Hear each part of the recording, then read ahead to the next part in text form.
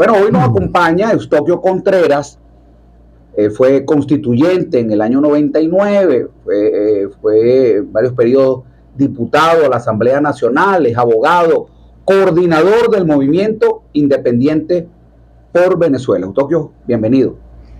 Bueno, muchas gracias, Juan Emilio. Un saludo a ti, a tu equipo y a tu nutrida audiencia de este programa que he visto hace buenos aportes en los análisis tan necesarios que hay que hacer en los actuales momentos del país. Bueno, y Eustoquio Contreras, que como dije es exdiputado nacional, abogado, coordinador del Movimiento Independiente por Venezuela.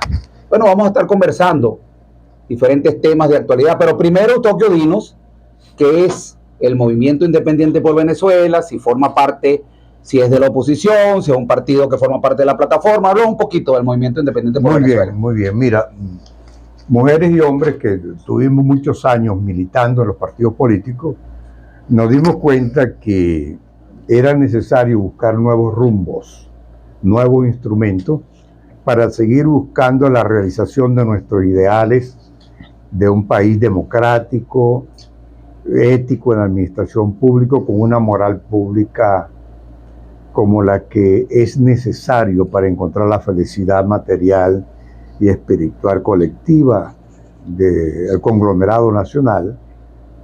Por muchas razones nos pusimos de acuerdo y después de analizar las causas de la crisis venezolana, que es una crisis continua de 60 y pico de años.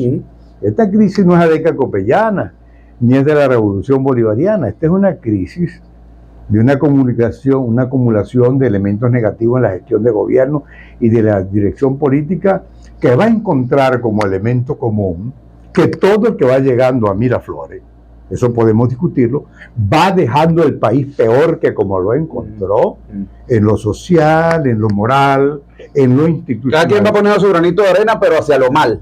Sí, es más, ni siquiera vemos malas intenciones en esto. Yo creo que llegó el momento, Emilio, verdad, de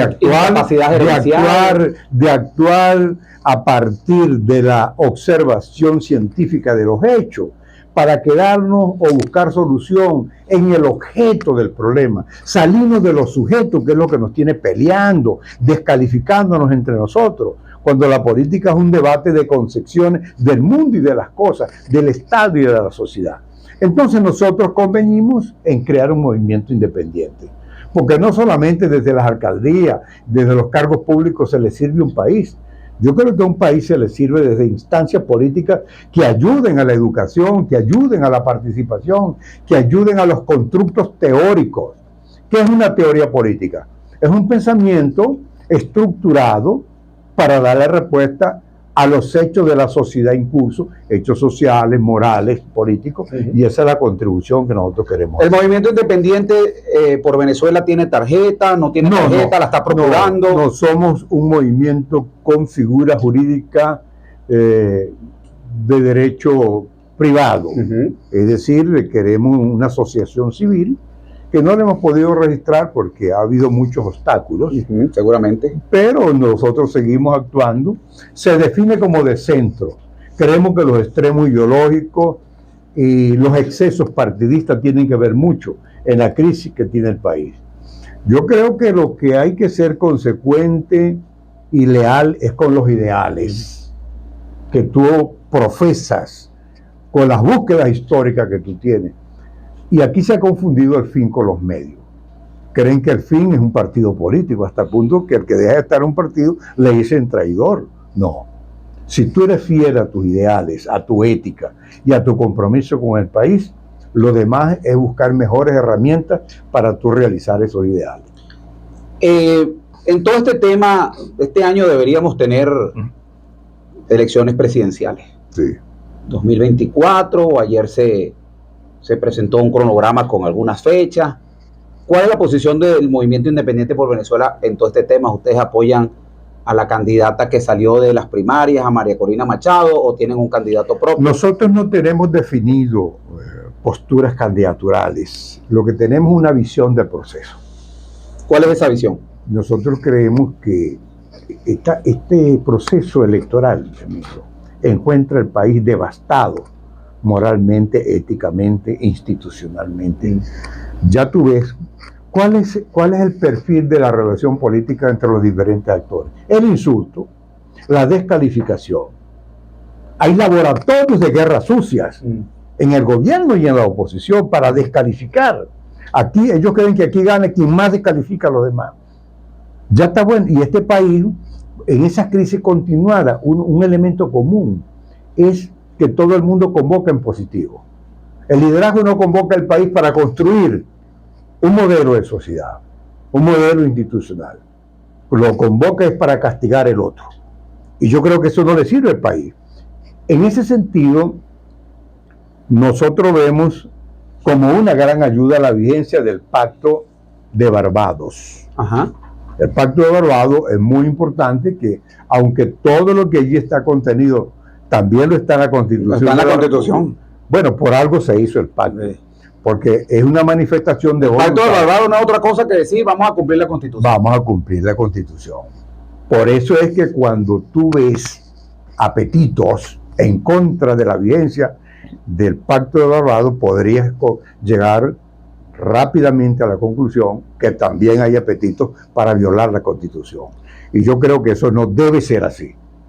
Eso, valerse de situaciones. Ahora, ¿cómo salimos? Fíjese, usted fue constituyente en el 99, Sí. trabajó con para elaborar esa constitución.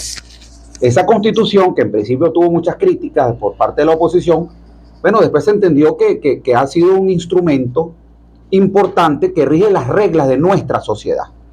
El tema es que no se cumple a cabalidad. El tema es que cada quien le da la interpretación que quiere al articulado según su conveniencia.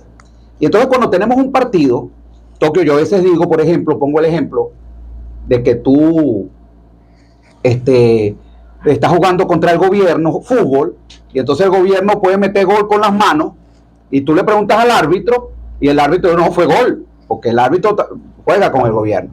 Pero entonces cuando tú metes un gol con las manos, entonces dice, no, epa, mano, penalti para el otro. Entonces, oye, ese juego es muy difícil. Ganarlo es muy difícil. Jugar con alguien que no respeta reglas y las interpreta a conveniencia es muy difícil. ¿Cómo se hace desde la sociedad, desde los partidos políticos, desde el movimiento independiente por Venezuela, para que nos metamos todos, gobierno, oposición, todo el mundo, a entender que tienen que respetarse unas reglas de juego para que esto avance, para que la sociedad avance en todos sus sentidos, en el sentido económico, en el sentido social, porque en la medida que sea un juego sin reglas, mira, es muy difícil avanzar. Mira, tú has hecho una gran contribución. Es un tema como para un foro completo, lo que tú has dicho. Porque el problema no es la legalidad y la constitucionalidad en sí. El problema es la ética política de los actores. Porque en democracia, lo que se le puede permitir, eso que se llaman táctica, estrategia, artificios con que juegan los actores para sacarse ventaja, y que es permisible, se inscribe en el marco de la habilidad para usar las reglas, no matar las reglas. Un demócrata usa con habilidad las reglas, no las mata, que es lo que está ocurriendo en el país. Y por eso es que es ineficaz la Constitución. Además que nosotros debatimos en el 99 el problema de la separación de los poderes. Y nos damos cuenta que la Constitución del 99 en muchos copia principios, es decir, establece deberes y derechos, pero no el mecanismo para que se garantice. Y te voy a poner dos ejemplos. Primero, el de la separación de los poderes, la autonomía de los poderes. Eso es lo que ha costado miles de años desde el estado de naturaleza que vivió el hombre, donde ponía las reglas por la fuerza, hasta establecer un mecanismo institucionalizado, que son los pasos iniciales de la creación del Estado, hasta llegar a la división en tres poderes clásicos con Montesquieu, que ahora son en Venezuela Así es. 5. Entonces, ¿qué es lo que ocurre? Aquí estamos en el estado primitivo, porque resulta ser que en la cuarta y en la quinta, quien está en Miraflores es el jefe del partido de gobierno. El partido de gobierno que tiene mayoría en el poder legislativo que designa al resto de los poderes públicos. Luego, si yo soy el jefe del partido que elige los poderes públicos, yo soy el jefe de todos los órganos del poder público. Tú quieres, hay una solución. Tú me puedes preguntar, que envuelve también el qué hacer para superar eso. Bueno, tú quieres tener poderes autónomos en Venezuela. Vamos a elegir directamente al fiscal. ¿Qué significa directamente? Al controlador, que no sea designado como hoy. Pero en una elección popular. Así como se elige el presidente de la República, vamos a elegir un candidato al fiscal y la gente no es igual al fiscal. Por favor, no es igual la autonomía. Porque el compromiso, hermano mío, el compromiso hoy en día de un fiscal, de un procurador, de un presidente del Tribunal Supremo de Justicia, es con el dedo que lo puso ahí. Mientras que en una elección el compromiso es con el soberano. Y así, cuando se reúna el Consejo de Estado, que está constituido por los cabezas titulares de los órganos del poder público, está sentado el Estado, ¿verdad? Y cuando el presidente de la República diga A, yo le digo B, para buscar un verdadero equilibrio de orientación. Otro ejemplo, la democracia. Hoy en día y desde hace rato, los derechos políticos del pueblo, del ciudadano, se expresan es a través del partido, lo que se va a llamar la partidocracia. Unos partidos que ya no representan el rol natural de interlocutor entre los problemas del pueblo y las instancias del Estado donde están las soluciones. Entonces, ¿qué es lo que ocurre? Y aquí tenemos un ejemplo. ¿Qué fue la COPRE? Comisión Presidencial para la Reforma del Estado. Eso es lo que quiere decir que ya en el 84, en 1984, Adey Copey, eso que se llama la derecha, llegaron a la conclusión que el Estado no funcionaba y que los partidos no servían. Allí surgió la elección directa de gobernadores de Estado y la figura del alcalde. Sin embargo, al pueblo le dieron derecho que votara, pero no que postulara candidato. Fíjate cómo burlaron esa decisión. Y eso tiene que ver con la crisis continuada que hemos conceptualizado, porque esto demuestra desde cuándo la crisis institucional está presente, que ahora se ha agravado. Entonces nosotros, ¿qué proponemos? La democracia directa. Señor, si la democracia es pluralidad, si la Asamblea Nacional con su mecanismo está hecho para que allí vayan los representantes de los diferentes sectores del país, ¿por qué no se le permite a los maestros organizados, a los profesores, a los ecologistas, a los religiosos, que por lo demás cualquier miembro, cualquier sindicato, cualquier gremio tiene más inscritos que militantes partidos políticos? Sin embargo, los partidos políticos son los que pueden postular. No, que los maestros postulen sus representantes, que los ecologistas, que los productores, que los consumidores postulen sus candidatos. Democracia directa. Necesitamos entonces otra constituyente, porque todas estas cosas aquí que estás hablando requieren de una modificación de la Constitución. A mi juicio, mira, siempre va a ser necesario la creación y de legislaciones y la modificación de las que existen. Pero mientras nosotros no tengamos dirigentes de otra talla, ninguna ley sirve. La crisis que tiene Venezuela es de hombres, no es de leyes. Hombres con dignidad, con coraje, con vergüenza. Aquí todo el mundo lo que anda es creando una sigla política, chicos, para que le den real y medio. ¿Cómo creo un partido y te busco a ti de una manera aduladora para que me dé un concejal, o para que me dé un crédito, para que me dé un privilegio? Aquí lo que hace falta es dignidad, coraje, hombría, para que la dignidad empiece a formar parte del contenido de la relación política del liderazgo. ¿Y vamos en vía de eso? Sí. ¿O estamos apartados de ir a la consecución de esos hombres preparados, con dignidad, con coraje? No, eso es un proceso de acumulación para el conocimiento. Tú sabes que la conciencia no se forma de un día para otro. La conciencia es la acumulación de experiencia, la acumulación de hechos, aspectos históricos, sociológicos, y se necesita el transcurso del tiempo para tú saber si algo funciona o no funciona, como los divorcios. La regla es que cuando una asociación mercantil se disuelve, es porque tiene un tiempo que ha dado lugar a que se conozcan. Claro. Cuando las parejas se divorcian no es ese otro día. Ha habido algunas que son así, pero tú requieres un largo momento de comprensión del problema. Yo creo que estos 60 años de crisis continuada ha demostrado que la gente tiene que ver en el perfil de su dirigente algunas cualidades que hasta ahora no han sido tomadas en cuenta. Y se está trayendo una cantidad. En Venezuela la gente honesta y digna hace mayoría. La que es minoría es la que está controlando el poder porque es la que menos escrúpulos tiene. Yo te quito y están pasando cosas muy feas que no hay manera de decirlo. Lo que pasa es que, fíjate, esto está tan descompuesto éticamente, moralmente, que los laboratorios de guerra sucia se encargan de manipular, de tergiversar. Y últimamente es más frecuente que pongan en boca tuya cosas que tú no has dicho. Así es. En estos días hemos tenido que estar desmintiendo, aclarando cosas, porque pusieron en mi boca y entre comillas unas barbaridades que yo dije contra dirigentes de este país. Ese no es mi estilo.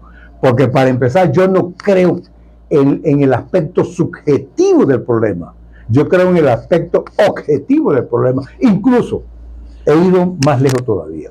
Yo creo que estos dirigentes del gobierno y estos dirigentes de la oposición tendrían una actitud más elevada en su comportamiento político diario y le servirían más al país si estuvieran viviendo un momento de relaciones dignas, respetuosas, de reconocimiento entre el concepto de la pluralidad. El país tendría entonces de lado y lado actores que aportan en favor de la decencia, de la cultura y del crecimiento. Aquí lo que hay es una lucha campal por la descalificación y eso hay que superarlo. Vamos a ir al corte de publicidad.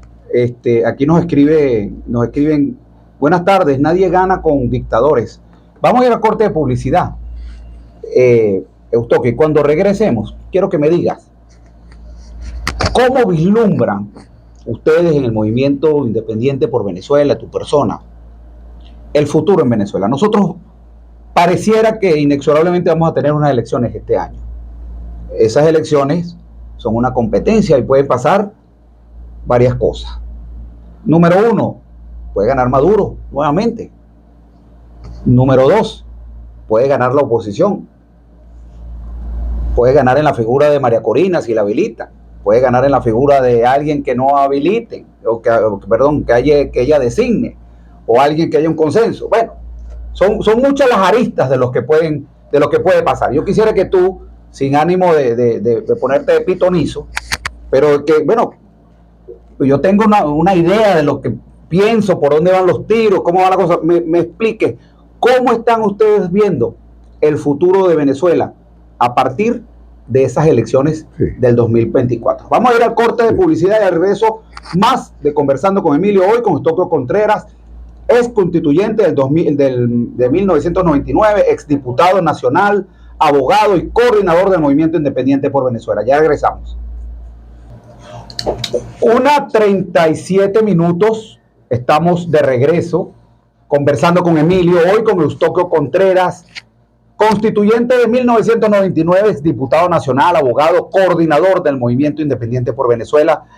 Eustoquio, dejamos una pregunta al aire. ¿Cómo visualizan ustedes a partir de las elecciones presidenciales, sean cuantos sean? Ayer entregaron un cronograma, pero el cronograma tiene como 20 fechas, entonces al final aquí el único que sabe cuándo son las elecciones del PSUV, más nadie sabe. Mira, ¿cómo visualizan ustedes, cómo visualizas tú esa Venezuela?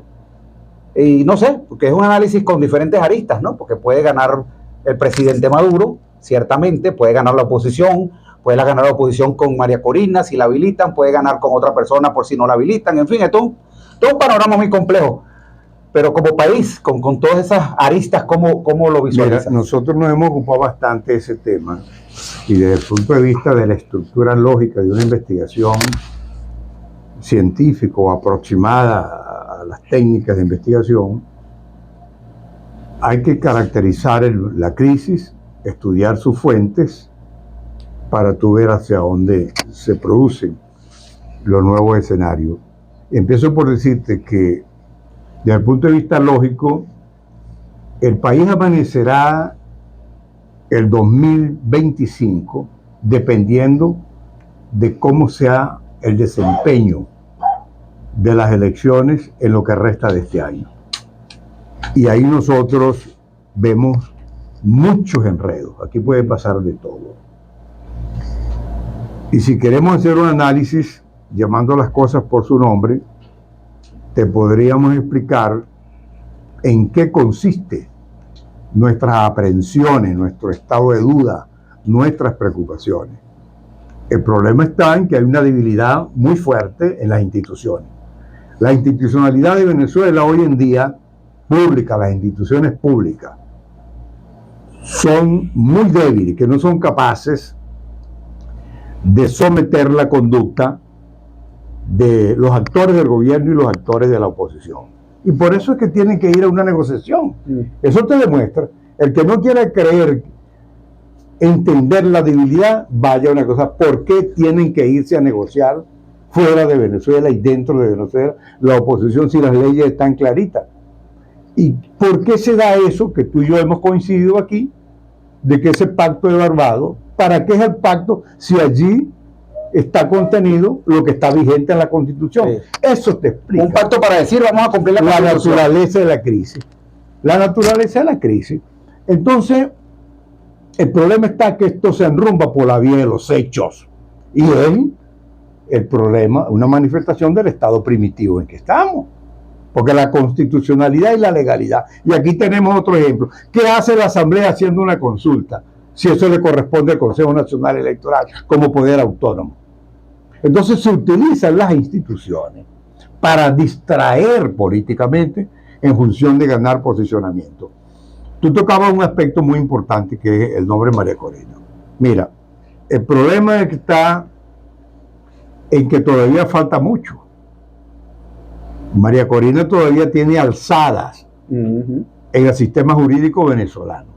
Yo no sé por qué unos sectores que se llaman de oposición se adelantan al tema del sustituto, cuando es una maniobra del gobierno. Aquí se va a saber si María Corina Machado puede o no ser candidata el día que se vence el lapso del CNE para la revisión de los recaudos que consigue. Sí, pero fíjate, doctor, que imagínate lo delicado que es para la oposición, que hasta el final sea el día que se presente María Corina con su carpetica y le salga el fulano código 8, pero que diga que ella no se puede inscribir. Entonces tienes 15 días para sacar un candidato. Es un problema político y de ellos. A mí me preocupa el análisis lógico de lo que es el proceso, de que son los aspectos procesales e institucionales. Entonces, el problema político es de ellos. El problema está, y yo lo he dicho, en que Maduro está muy enredado políticamente. Porque si Maduro le quita la inhabilitación a María Corina, le va a quitar la presidencia en las elecciones. Todo indica eso. Y si Maduro le niega la suspensión de la inhabilitación a María Corina, va a pagar las consecuencias del impacto político internacional e internamente. Y el primer efecto es que se rompe el acuerdo de Barbados. Y ya tú ves cómo ha reaccionado la comunidad. De tal manera que el país está entrampado, porque llegamos en una situación de tirantez, de odio, de irrespeto, de irreconocimiento, de no reconocimiento a los actores políticos del país. Sin embargo, aquí puede ocurrir que se den unas elecciones. Si a María Corina le quitan el derecho a participar y se hacen unas elecciones precarias en el medio de duda, que se declare estar fuera de los estándares internacionales y que en consecuencia la comunidad internacional o gran parte de ella no reconozca esas elecciones. Bueno, imagínate tú lo que puede pasar en este país. Enero del 2025 se abriría un nuevo capítulo de profunda violencia política en Venezuela. De todas maneras, nosotros aspiramos que la racionalidad reine. ¿Qué es que la racionalidad reine? Bueno, que se dejen que la institucionalidad del país funcione. ¿Por qué, me preguntaban en estos días, por qué María Corina tiene todavía mecanismos para lograr la libertad de postularse? Bueno, porque hay jurisprudencia en Venezuela. En el 2013, cuando Chávez vuelve a la presidencia de la República, después que estuvo en la Horchila, se encontró con que en la sala plena del viejo Tribunal Supremo de Justicia, dando como cierto o invocando aquella celebración de Lucas Rincón Gutiérrez, que era el ministro de Defensa, que dijo que Chávez había firmado la renuncia a la cual aceptó. Eso lo recuerda todo el país. El tribunal dijo, bueno, si él aceptó la renuncia, no hay un golpe de Estado, lo que hay es un vacío de poder. Chávez apeló eso y la sala constitucional, asumiendo la potestad que tiene de garante de la rectitud de la administración de justicia, encontró vicios en el proceso, en el procedimiento que tiene que ver con el debido proceso. Y basado en eso, dejó sin efecto la sentencia y dictaminó entonces, y eso es jurisprudencia, que no era un vacío de poder, era un golpe de Estado. Y fuera de Venezuela tenemos un antecedente, Petro. Gustavo Petro, actual presidente de Colombia, en el 2020 se le presentó un gravísimo problema por unos camiones de la recolección de basura de la ciudad de Bogotá. Él era alcalde de Bogotá. Y el sistema jurídico colombiano, por un acto administrativo, declaró la consecuencia jurídica de no poder ejercer el derecho político y no se podía postular como candidato presidencial. Apela ante la Corte Penal sobre los derechos humanos. Así es. Y le ordenó al sistema jurídico colombiano que revisara esa decisión, y el sistema jurídico venezolano revirtió aquella decisión del órgano administrativo, que era la especie de Contraloría aquí en Venezuela.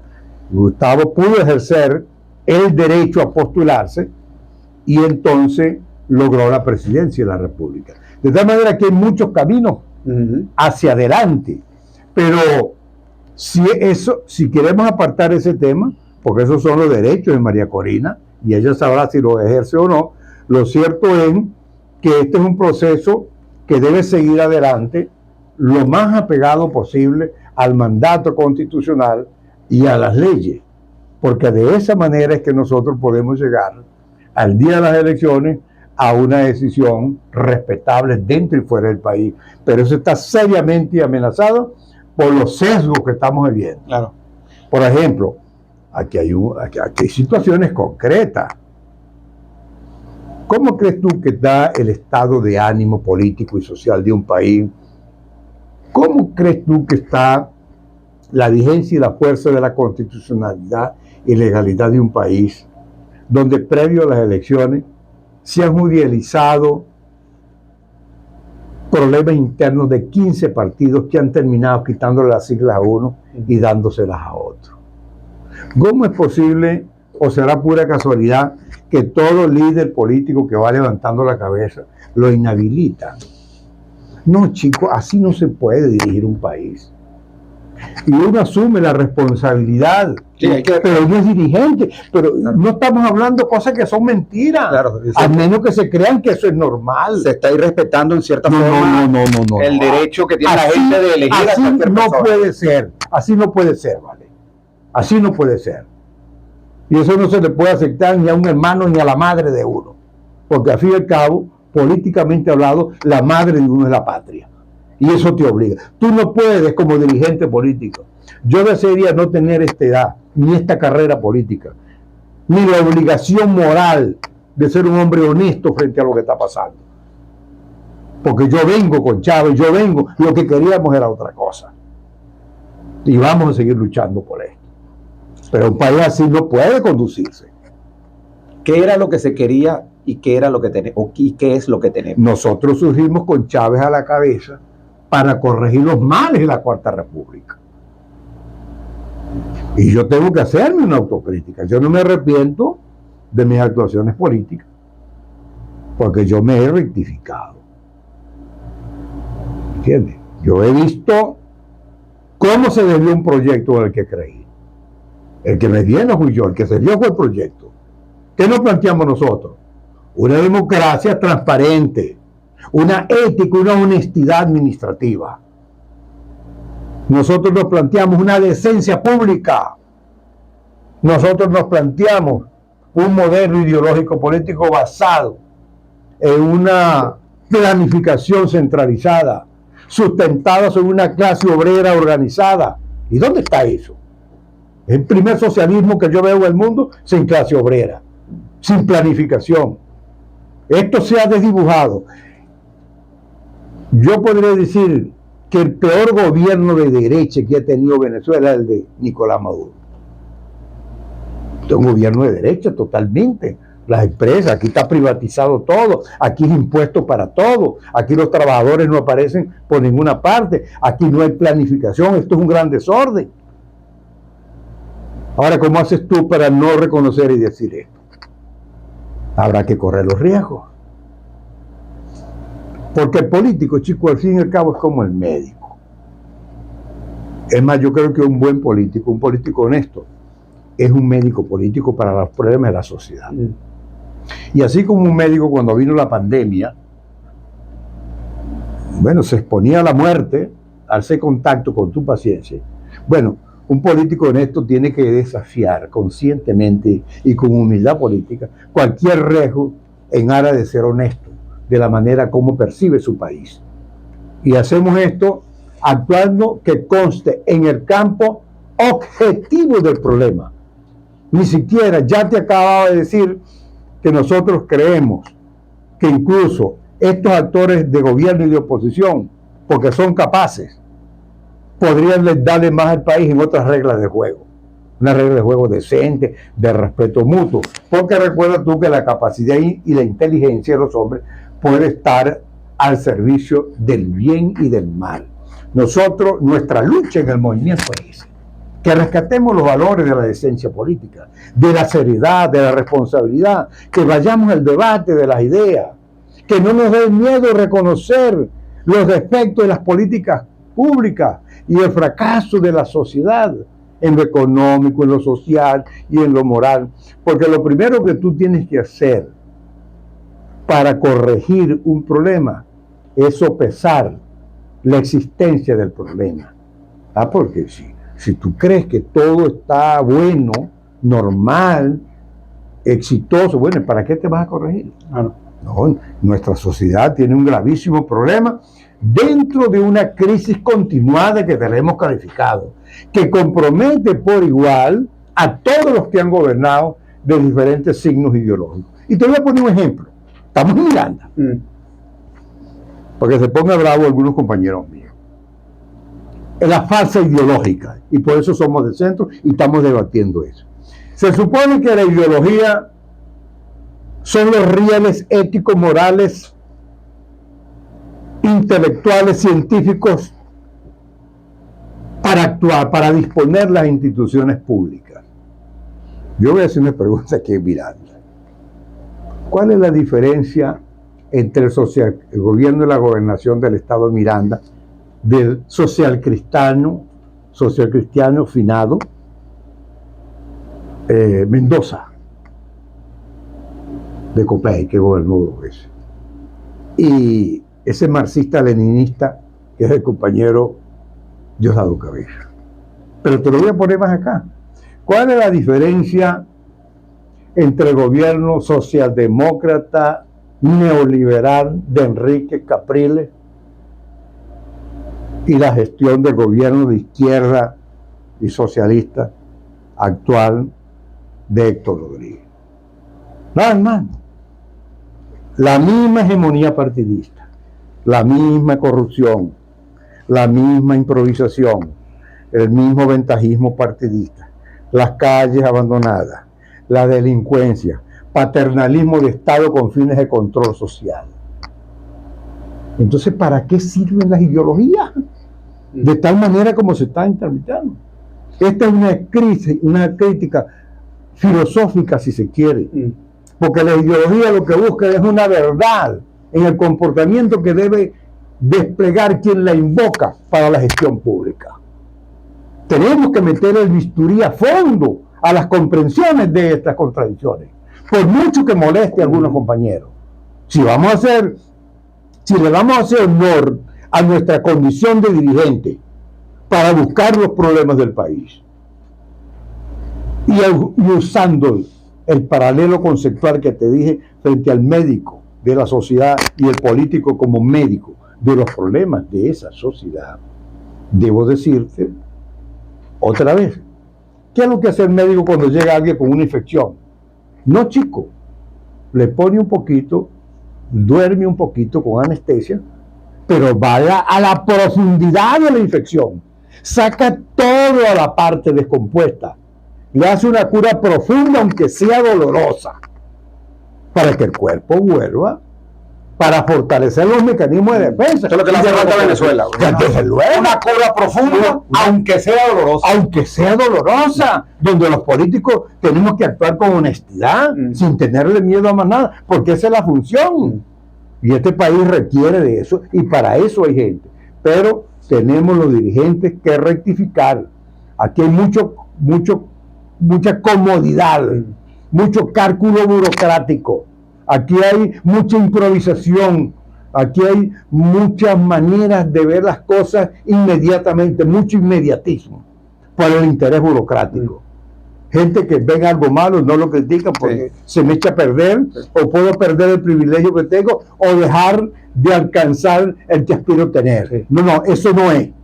Aquí hay que armarse de una nueva manera, de las mujeres y hombres que nos dedicamos a hacer política, y reconocer las cosas con sentido autocrítico, con honestidad, las buenas y las malas, para crear condiciones de comprender por dónde tenemos que hacer nuestros esfuerzos. Bueno, muchísimas gracias, Eustoquio Contreras. De verdad que estamos pendientes para hacer a futuro una invitación. Eustoquio, hay muchos temas interesantes que quisiera conversar contigo. Con mucho gusto, aquí el tema de la autocrítica, bueno, creo que ha sido una gran ausencia en el gobierno, en el PSUV, aquí no se permite. Lo sabemos de personas del mismo PSUV, del mismo gobierno que nos lo dicen. No, Emilio, yo no, y tú digo, bueno, ¿por qué tú no lo dices?